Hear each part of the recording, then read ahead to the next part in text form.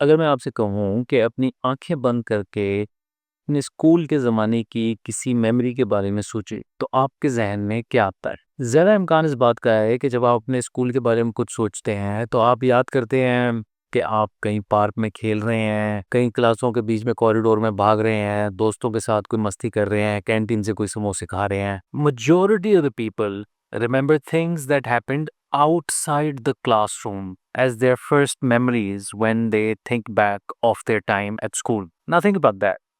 एक सिस्टम है, पॉलिसीज़ हैं, रेगुलेशंस हैं, लाखों करोड़ों रुपए का इंफ्रास्ट्रक्चर है, गवर्नमेंट की इन्वॉल्वमेंट है और ये सारी महफ़िल जिस चीज़ के लिए लगाई जा रही है कि भई आपको बॉर का लॉ सिखा दिया जाए, वो आपको याद नहीं है।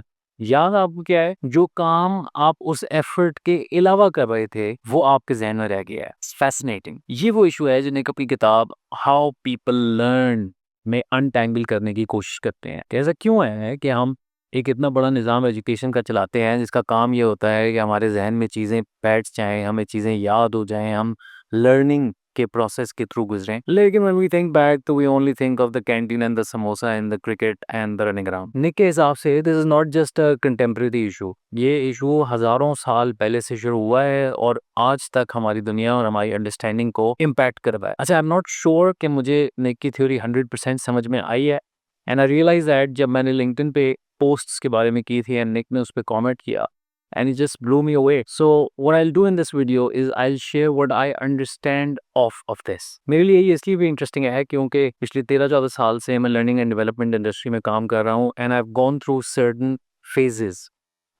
फेजेस जिधर मैं लर्निंग को मुख्तलिफ नज़रियों से देखता रहा हूँ। निक के आइडियाज़ पढ़ने के बाद मैं एक नए लेंस से लर्निंग को देखना शुरू हो गया हूँ। तो if you are a learning and development individual या आपका एजुकेशन से कोई ताल्लुक है, so I feel like this is gonna be an interesting video for you and I highly recommend that you get the book because इसमें बड़ी insightful चीज़ें हैं जो आपको एक बेहतर learning and development professional बनने में मदद कर सकती है। इस वीडियो में we'll talk about some foundational concepts of learning and memory, then we'll look at Nick's affective context model, which is apparently the first general theory of learning, and we'll also look at Nick's 5DI model, which is a practical framework जिसके through आप learning and development के ये principles जो Nick share करते हैं अपने efforts में apply कर सकते। Let's dive in. 1985 में हर्मन एबिंगहाउस नामी एक रिसर्चर ने एक रिसर्च करने का फैसला की। उन्होंने कुछ लोगों को इकट्ठा किया और उन्हें एक शीट दी जिस पे कुछ मीनिंगलेस ट्राइग्राम्स दर्ज थे, यानी 3 अल्फ़ाबेट के वर्ड्स, लेकिन वो कॉम्बिनेशन ऐसी थी कि दे weren't words, it was just random alphabets put together. Idea ये था कि वो एक प्योर स्टिमुलस इस्तेमाल करेगी, यानी ऐसी कॉम्बिनेशन ऑफ वर्ड्स जिसकी किसी भी शख्स के लिए कोई रेलेवेंस ना हो, इसलिए लोगों के पर्सनल बायसेस उसका हिस्सा ना बने और वो एक ऑब्जेक्टिव तरीके से मेमोरी के बारे में रिसर्च कर सकें। तो अगर आप उन पार्टिसिपेंट्स का हिस्सा थे तो आपको एक पर्चा दिया जाता है जिस पे ये मीनिंगलेस ट्राइग्राम्स थे। कुछ वक्त दिया जाता है जिसमें वो कहते हैं कि भाई इसको आप याद कर लें।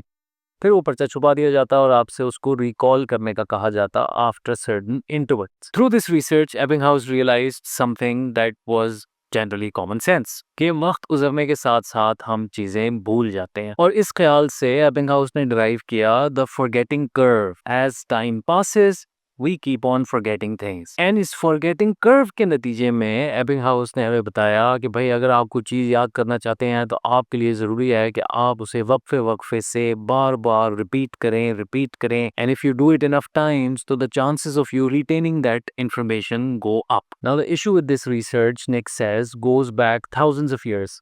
जब प्लेटो ने ये आइडिया हमारे साथ शेयर किया कि एक इंसान जो है उसके अंदर रीज़न होता है और इमोशन होती है और एपेटाइट होती है, और एक इमेज प्लेटो ने हमारे साथ शेयर की एक चैरियट और चैरियटियर की, और कहा भाई कंट्रोल में तो रीज़न को होना चाहिए। उस मौके पे इंसान की सोच और फैसले लेने की सलाहियत को दो हिस्सों में डिवाइड कर दिया गया, रीज़न और इमोशन, और कहा गया कि reason is good and emotion is not so good. ये डिवाइड आज तक हमारी डिस्कोर्स का हिस्सा है। इसको और फिलोसोफर्स ने भी रीइंफोर्स किया, मोस्ट प्रोमिनेंटली डेकार्ट। जब उन्होंने माइंड बॉडी डुअलिटी की बात की तो उन्होंने कहा कि भाई देखिए इमोशंस जो हैं वो एक बॉडीली फंक्शन है और बॉडी या इमोशन रिलायबल सोर्स नहीं है इन्फॉर्मेशन की, इसलिए हमें सिर्फ माइंड पे ध्यान देना चाहिए। कोगिटो और वो सम, I think therefore I am, not I feel therefore I am. बहरहाल आज की दुनिया में भी आपको ये डिवाइड नज़र आता है जब आपसे कहा जाता है कि भाई ऑब्जेक्टिव होकर बात करें, रैशनली बात करें, दिमाग इस्तेमाल करें, इमोशनल ना हो जाया करें, थोड़ा अपने जज्बात को कंट्रोल करें।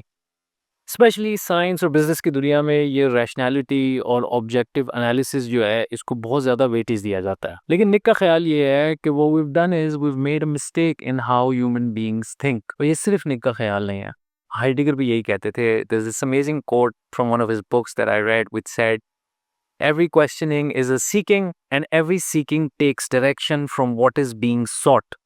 यानी ये साइंस में जो आप हाइपोथेसिस बनाते हो, जो सवाल करते हो, ये एक क्वेश्चन है लेकिन इसके पीछे सीकिंग है, और ये सीकिंग की डायरेक्शन का तयन जो है वो आपकी इमोशन, आपके बायसेस, आपकी general understanding of the world करती है। सो एबिंगहाउस का ये नुस्खा कि आप बार बार एक चीज़ को याद करें और वक्फों के साथ याद करें तो आपको वो चीज़ याद हो जाएगी, को कंपेयर नहीं करते हैं कि भाई ये एबिंगहाउस ने हमें ये बताया है कि एक स्मार्टफ़ोन से एक कील दीवार में ठोकने का बेहतरीन तरीका क्या है। आप ये कर तो सकते हैं, लेकिन मुझे इसको सुन के अपने favourite TV host Jeremy Clarkson का एक कोट याद आ गया कि this is an ingenious solution to a problem that should not have existed in the first place. Thank you very much mister Herman Ebbinghaus, आपका बहुत-बहुत शुक्रिया। अब हम ये इसलिए कहते हैं क्योंकि हमें तजुर्बे से पता है कि ज़रूरी नहीं कि हम कोई चीज़ बार-बार रिपीट करें in order to learn it for life. आप एक दफ़ा चूल्हे पे उँगली जला लें, एक दफ़ा छुरी से हाथ काट लिए तो आप सारी ज़िंदगी याद रखेंगे कि भाईजान इन चीज़ों के करीब नहीं जाना। अगर हमारे किसी एंसेस्टर के सामने उनके किसी जानने वाले को एक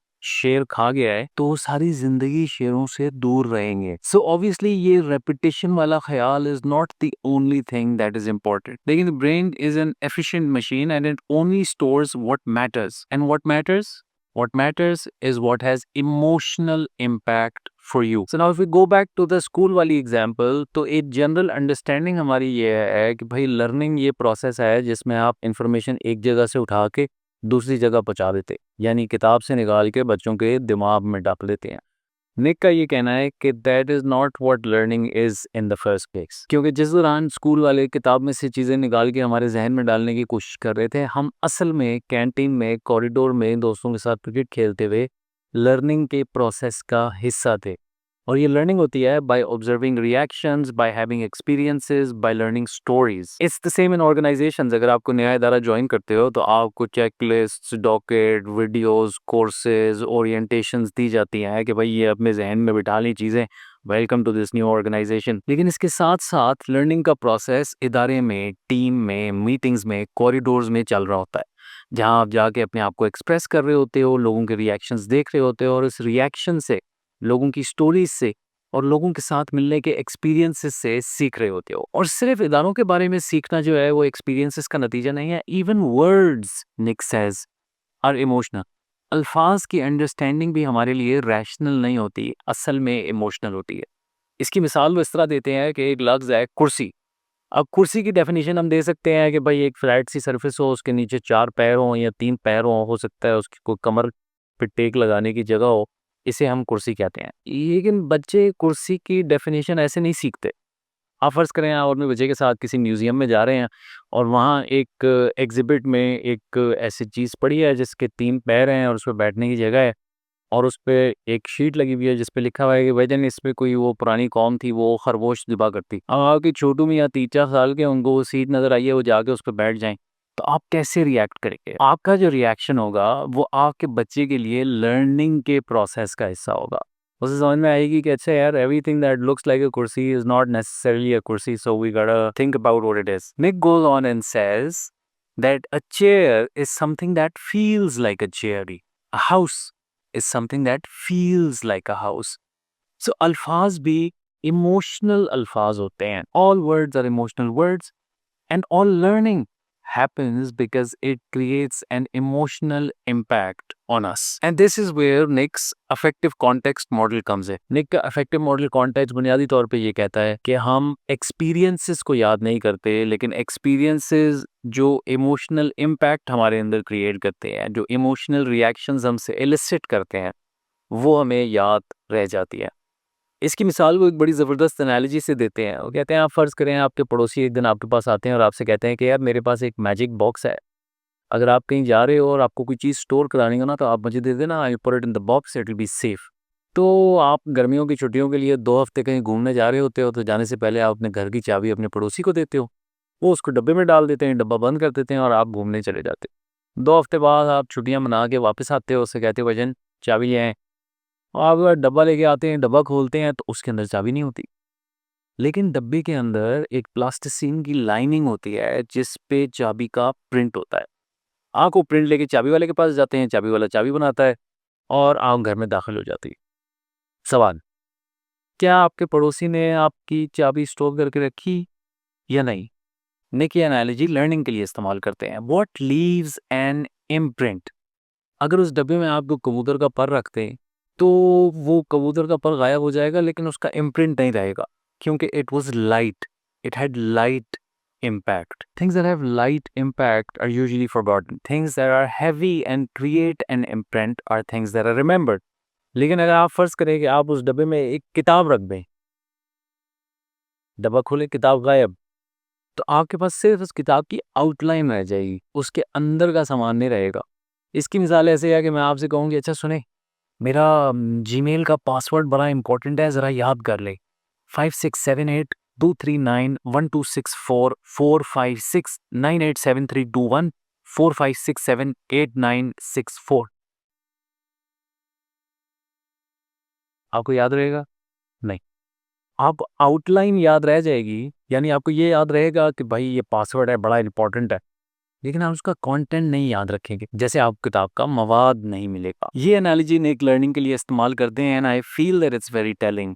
the affective context model tells us learning occurs when it's tied with our emotional reactions. Nick जुरे ज़माना हेब्स लॉ की बात करते हैं, शायद आपने सुना हो, neurons that fire together wire together. लेकिन ये फायरिंग और वायरिंग किस चीज़ की हो रही है? इमोशनल रिस्पॉन्सेज और रिएक्शंस की। As we go through life, all that is stored are our emotional reactions, and when we recall those emotional reactions, तो उनके साथ जो रेजिडुअल मेमोरी होती है वो भी हमारे जहन में आ जाती है। तो इस अफेक्टिव कॉन्टेक्स्ट मॉडल को बुनियाद बना के निक हमारे साथ ये रिकमेंडेशन शेयर करते हैं कि अगर आप एक लर्निंग एंड डेवलपमेंट प्रोफेशनल हैं, तो आपके सिर्फ 2 ही काम हो सकते हैं। काम नंबर 1, आप लोगों की कंसर्न्स और केयर्स को फर्निश करें, यानी लोग जिस चीज़ के बारे में परवाह करते हैं, जो चीज़ याद करना चाहते हैं, जिस चीज़ में बेहतर होना चाहते हैं, उस प्रोसेस में उनको सपोर्ट करें। या दूसरा काम, आप लोगों के लिए नई कंसर्न्स और केयर्स क्रिएट करें, क्योंकि हो सकता है कि आप लोगों तक जो स्किल पहुंचाना चाह रहे हैं वो अभी लोग अहम नहीं समझते, उसके बारे में लोग अभी केयर या कंसर्न नहीं फील करते। तो your job then becomes to create that concern. इन दोनों जॉब्स को नेक 2 तरीके के सॉल्यूशन से फर्निश करते हैं। जहां ऑलरेडी केयर या कंसर्न मौजूद है, वहां नेक रिकमेंड करते हैं कि आप रिसोर्सेज का इस्तेमाल करें। वो ये इसलिए कहते हैं क्योंकि अगर मैंने अपने बच्चे के लिए पैनकेक बनाने हैं और मेरी ये कंसर्न है, तो मैं किसी भी सूरत में पैनकेक की रेसिपी निकालूंगा, यूट्यूब की वीडियो देखूंगा आधा घंटा और वो पैनकेक बनाऊंगा। आपको ज़्यादा मेहनत नहीं करनी पड़ेगी, मुझे कन्विंस करने पे कि नहीं, यहाँ से देखें, याद कर लें, इसका बड़ा फ़ायदा है, आएँ मैं आपको बताता हूँ। No, I already have that concern. लेकिन अगर मेरी ये कंसर्न नहीं है कि भाई मुर्गी ज़िबा करने के कितने तरीके हैं, तो अगर आप कराची के बेहतरीन मुर्गे वाले को भी ला के मेरे सामने बिठा दें और वो मुझे ट्रेन द कसाई का 5 दिन का कोर्स भी कराए, तो भी शायद मैं इंटरेस्ट ना लूँ, because it's not part of my concern. In 2 situations के लिए नेक 2 तरीके की सॉल्यूशंस रेकमेंड करते हैं। जहाँ कंसर्न या केयर ऑलरेडी मौजूद है, वहाँ आपने रिसोर्सेज से उसको फर्निश करना है, और जहाँ केयर या कंसर्न मौजूद नहीं है, वहाँ किसी एक्सपीरियंस के थ्रू, किसी कोर्स के थ्रू आप उस केयर या कंसर्न को क्रिएट करने की कोशिश करते हैं। एक दफ़ा जब वो केयर या कंसर्न क्रिएट हो जाए, तो फिर आप रिसोर्सेज का इस्तेमाल करके उसको फर्निश कर सकते हैं। तो ये 2 कैटेगरीज बन जाती हैं, पुल रिसोर्सेज या पुश कोर्सेज।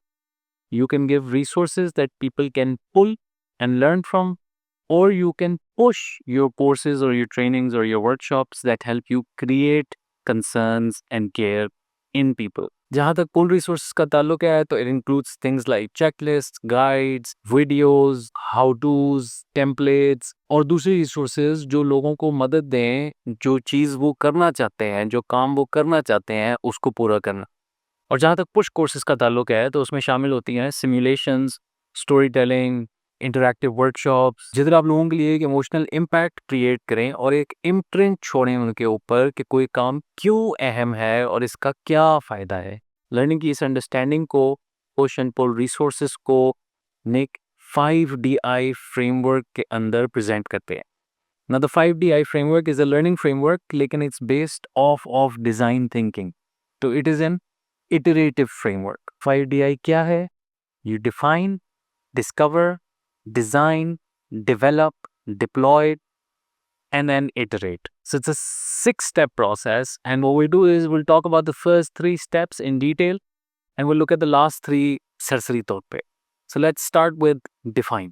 अगर आप लर्निंग एंड डेवलपमेंट का हिस्सा है तो आप लर्निंग ऑब्जेक्टिव्स के बारे में तो जानते ही हो। और निक ये कहते हैं कि भाई जब आप लर्निंग ऑब्जेक्टिव्स का लफ्ज़ सुने तो दूसरी डायरेक्शन में दौड़ जाएं, ईशा फ़ौरन उस कॉन्वर्सेशन को रोक दें।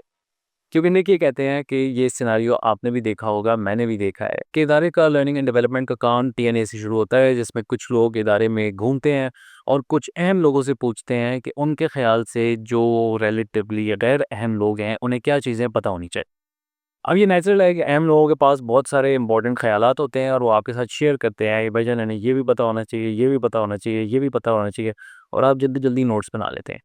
जब ये TNA आपके पास आ जाता है, आपके पास चीज़ें आ जाती हैं जो आपको याद करनी चाहिए, तो फिर पूछा जाता है कि अच्छा अब इन हेडिंग्स में कौन से टॉपिक्स होंगे, इन टॉपिक्स को लेके हम इंस्ट्रक्शनल डिज़ाइन इस्तेमाल करके कोई बेहतरीन सा कोर्स बना लें। कोर्स को आप डिप्लॉय कर देते हैं, उसके कुछ अननोइंग विक्टिम्स हमारे एम्प्लॉइज़ होते हैं जो आके ट्रेनिंग सेशन में बैठ जाते हैं और आपकी बात सुन लेते हैं। ये उनके लिए अच्छा मौका होता है, वो समोसे पकौड़े भी खा लेते हैं, दोस्तों के साथ वक़्त भी लगा लेते हैं और फिर हमें अच्छा सा फीडबैक दे देते हैं, जिससे मेरे जैसे लोगों की नौकरियाँ जस्टिफ़ाई हो जाती हैं। और फिर हम कोशिश करते हैं कि बस किसी तरीके से इम्पैक्ट पे गुफ्तगू ना आए। तो निक ये कहते हैं कि भाई लर्निंग ऑब्जेक्टिव्स का नाम आप जब भी सुनें गुफ्तगू में, उसी वक़्त उस कन्वर्सेशन को रोक दें, लर्निंग ऑब्जेक्टिव्स को साइड पे कर दें और कहें आप हमें ये बताएँ कि आप क्या चेंज देखना चाहते हैं लोगों। So what is the change that you want to see in how people feel, what people say and what people do. अभी लोग क्या महसूस कर रहे हैं इदारे में और आप क्या चाहते हैं कि वो क्या महसूस कर रहे हों आफ्टर द इंटरवेंशन। अभी लोग क्या कह रहे हैं इदारे में और आप क्या चाहते हैं कि लोग क्या कहें आफ्टर द इंटरवेंशन। अभी लोग क्या कर रहे हैं इदारे में और आप क्या चाहते हैं कि लोग क्या करें आफ्टर द इंटरवेंशन। ये सादा सा shift away from the learning objectives and directed at change makes learning much more tangible. हमने state of the bad learning को लिंक कर दिया है change के साथ। What are things that we want to see change? And this helps us as we move forward to the next step, discover. Discover एक revolutionary step है जिसमें निक आपको मशवरा देते हैं कि भाई लोगों से बात कर लें। Talk to the people that you're going to be training, facilitating, improving, who you're going to be making the learning for. और इसके लिए निक एक कॉमन सेंस मिसाल देते हैं कि पहले प्रोडक्ट्स जो है वो इदारों में बनते थे, R&D डिपार्टमेंट्स में, कुछ चल जाते थे, कुछ नहीं चलते थे, लेकिन over the recent years lots of organisations have realised कि we have to involve our customers in the process of designing those products, ताकि हम समझ सकें कि उनकी क्या नीड्स है, क्या वांट्स हैं, क्या यूजेस हैं, ताकि हम बेहतर प्रोडक्ट्स डिज़ाइन कर सकें। डिज़ाइन थिंकिंग, इस डिज़ाइन थिंकिंग के प्रिंसिपल को निक आपको लर्निंग के प्रोसेस पे अप्लाई करने का कहते हैं और कहते हैं कि भाई लोगों को इन्वॉल्व करें in the process of making the learning programme. इसके लिए निक एक एक्सरसाइज रेकमेंड करते हैं जिसमें वो कहते हैं कि आप उन लोगों की मेन टास्क्स और कंसर्न्स का इल्म होना चाहिए। और टास्क्स वाला बिट आसान है कि आप लोगों से बात करें और ये जानें कि भाई एक हफ्ते में या एक दिन में कौन से 10 काम हैं जिस पे आप ज़्यादा से ज़्यादा वक्त लगाते हो। सो मीटिंग्स में, डिस्कशंस में, ईमेल्स में, रिपोर्ट राइटिंग में, स्लाइड डेक बनाने में, किस चीज़ पे आप ज़्यादा वक्त लगाते हो। टॉप 10 टास्क्स लोगों की हाईलाइट कर लें और टॉप 10 टास्क्स के साथ साथ निक रिकमेंड करते हैं कि आप लोगों से उनकी कंसर्न्स पूछें कि as you move through the day और the week, what are the concerns that you have about work. Now concerns का बिट थोड़ा मुश्किल है, तो उसके लिए निक एक एक्सरसाइज रिकमेंड करते हैं कॉल्ड द इमोशनल कर्व। ये एक सारी एक्सरसाइज है जो आप लोगों के साथ फैसिलिटेट कर सकते हैं, जिसमें आप उन्हें एक पर्चा देते हैं जिस पे वाई एक्सिस पे उनके इमोशंस आते हैं, पॉजिटिव और नेगेटिव, और एक्स एक्सिस पे टाइमलाइन आती है starting from when they join the organisation. The expectation is that people will draw an emotional curve of when they felt emotional highs and lows during their time at work. Once they've drawn the curve, you ask them to walk you through it or walk the room through it. And in this process, you realize कि वो कौन से situations थी जिसमें लोगों ने emotional highs और emotional lows महसूस किए. And those are the things that people have as concerns. As a result of this step, you know कि भाई हमारे एक जॉब ग्रुप, हमारा एक सेट ऑफ पार्टिसिपेंट्स, हमारा एक सेट ऑफ लर्नर्स दिन में ये 10 काम करता है और उसकी ये 6, 8, 10 कंसर्न्स हैं। Then we move to the next phase which is design. Design के फेज में आप पुल और पुश लर्निंग को इंटीग्रेट करते हो इस प्रोसेस में। जो कंसर्न्स आपने पिछले फेज में हाईलाइट की थी उनको असेस करें और देखें कि कौन सी रिसोर्सेज हैं जो उन कंसर्न्स को मीट कर सकती है, कौन सी रिसोर्सेज है जिससे आप उन लोगों की कंसर्न्स को एड्रेस कर सकते हो। Other checklists, videos, forums, guides, how-tos, templates, things that you can make, good quality things that you can make and provide to your people that when they have a need, they can refer to those resources and solve their challenges. जो चीज़ें लोगों की concerns और task का हिस्सा नहीं है लेकिन डिफाइन के फेज में आइडेंटिफाई हुई हैं as changes that need to happen will become part of your push resources. So you figure out कि अच्छा कौन सा स्टोरी टेलिंग सेशन है, कौन सी वर्कशॉप है, कौन सी डिस्कशन है, कौन सी सिमुलेशन है that we need to put people through so that we can create new concerns. अब निक इस बात को क्लियर करते हैं कि वर्कशॉप्स या कोर्सेज जिधर आप पुश कर रहे हैं where the goal is to create concern will have a bigger chunk of an emotional element to create that emotional impact and will have relatively little content, whereas pull resources are usually content heavy. The next two phases then are develop and deploy. Develop में आप जो courses और resources आपने बनानी है उसको अपनी team में डिस्ट्रीब्यूट करते हो और उनको डेवलप करते हो। निक रेकमेंड करते हैं कि एक मिनिमम वायबल प्रोडक्ट बनाएं और उसको अगले फेज में डिप्लॉय कर दें। Through that deployment you learn कि उस MVP में आपको क्या चीज़ें चल रही, क्या चीज़ें नहीं चली, क्या आप बेहतर कर सकते थे, and then you iterate and you run the process again. So this was Nick's 5DI model and some bits that I found interesting from his book How People Learn. जैसे कि मैंने आपको बताया, I'm still not 100% sure कि I fully understand what Nick is saying. If you already read this book, tell me what you think about it. If you haven't, get the book. If you have any comments or thoughts, ittafaq or ikhtilaf, please share them with me in the comments. Thank you.